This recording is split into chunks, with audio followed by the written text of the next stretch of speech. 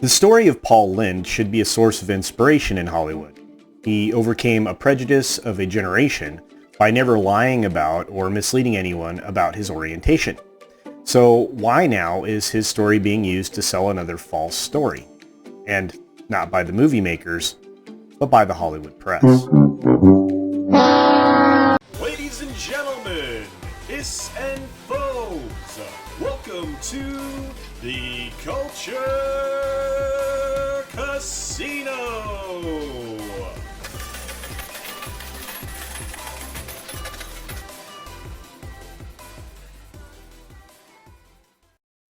Deadline is a supposed news source. It's more like a high school paper.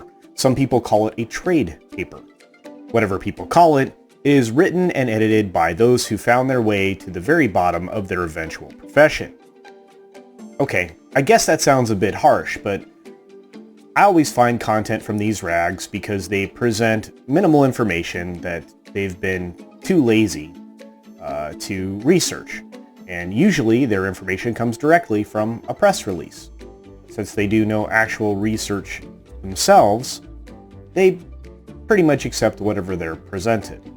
These articles are always slanted because the authors and the editors can't help themselves from inserting their own personal opinions into them. Even when they are provided the opportunity to do an exclusive interview, their questions are leading into what the person being interviewed wants to talk about. Either that, or they guide the interview towards the talking points of that particular day. Deadline was actually afforded an opportunity to do an exclusive interview with Billy Eichner about a movie treatment that he's developing, a biopic about Paul Lynde. They ran the full interview in Deadline on July 21st, and it was actually worth the read. Since it's publishing, the other trades and entertainment sites have picked up the story as well, so it can be found almost anywhere. But to get the full interview, you have to look at Deadline. Billy Eichner, to start with, is a very smart man. He's asked a lot of direct softball questions that he gives very thoughtful and long answers to. He speaks passionately about Paul Lynde, but also talks about avoiding the pitfalls of couching him as a martyr or a victim. He describes Lynde as complicated, refers to his flaws.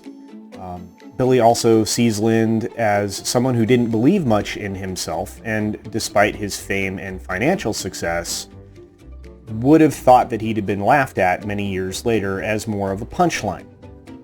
Now, the problem in this interview is the way the interviewer leads every single question.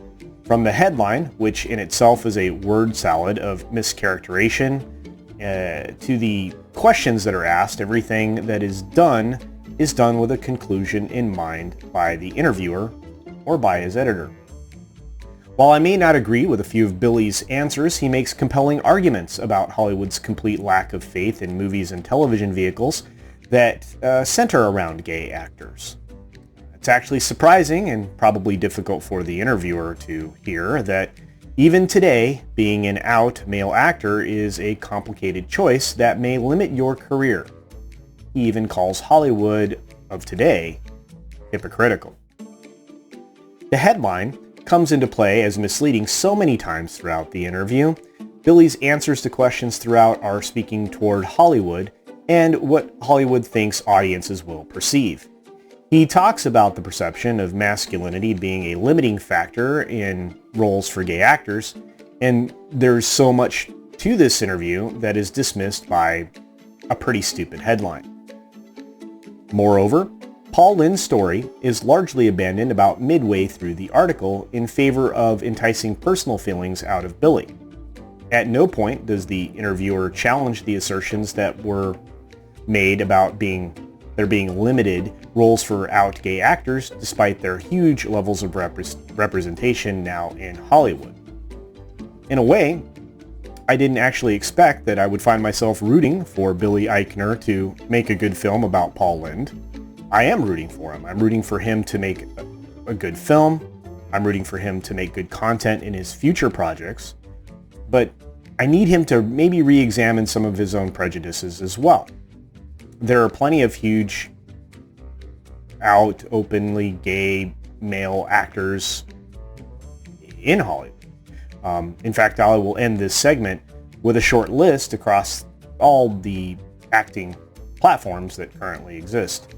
Currently, we have Zachary Quinto, Neil Patrick Harris, Jim Parsons, Guillermo Diaz, Cheyenne Jackson, Matt Bomer, Colton Haynes, Ben Wilshaw, Wentworth Miller, Jesse Tyler Ferguson, Darren Young, who's actually a professional wrestler, Ezra Miller, Sean Hayes, and probably the most famed actor for many generations now, Ian McKellen.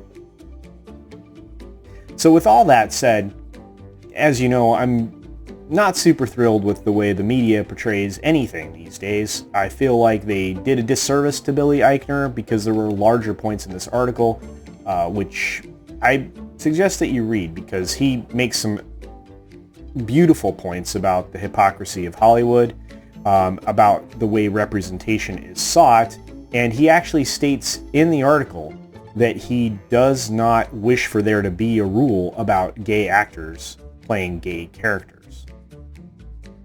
Anyway, thanks for stopping by today. I really appreciate your time. Remember to take care of yourself, take care of others, wash your hands, and until next time,